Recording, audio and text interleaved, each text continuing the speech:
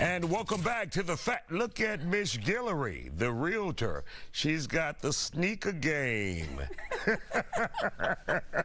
Got to get it out. Welcome to the Factor Uncensored. Tonight, we're learning how this cold temperature could affect your home sales. And she's joining us now to tell. You called me yesterday and you said, this stuff is serious. It made an impact the last storm. Back in 21. Exactly. Yeah. So when we talk about cold weather and how home sales, how does that make a difference? How could that impact home sales? I will tell you right now, hundreds and hundreds of people were impacted when we had that freeze back in February 21 because they were scheduled to close on houses right around the time the freeze thawed out. What did everybody discover?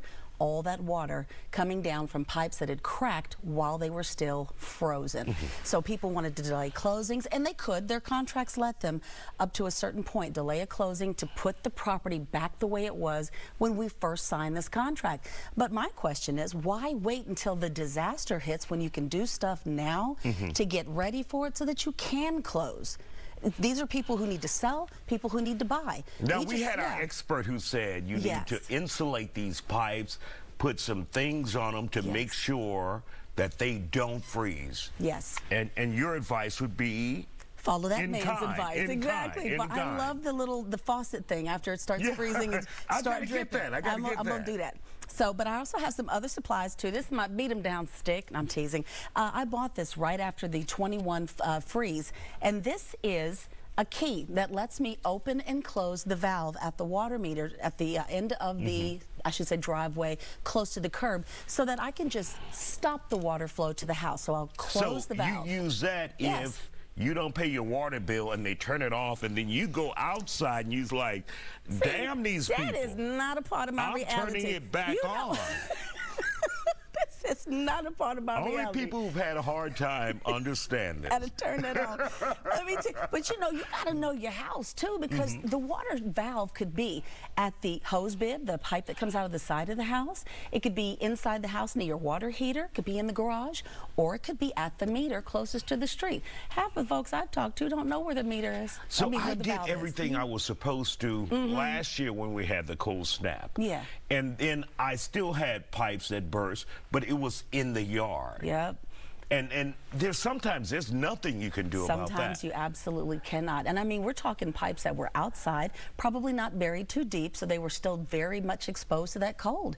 And so there's some things you just can't prevent, but this is one of those things that you can. But and just so the viewer knows, it wasn't that expensive. That's good. My lawn guy discovered it. My lawn guy fixed it for like $300. We love your lawn guy. See, but I got a friend who was going to close, and I told him, I said, you really need to go check out that house. You're scheduled to close about a week or so from now. Go make sure that it was winterized and was ready for this freeze. He didn't. That man went over there a few weeks later, and my friend, I love you. I'm so sorry I'm mentioning this, but he got there, and it was like a rain shower just coming down. So many cracks in pipes overhead, and he never did close.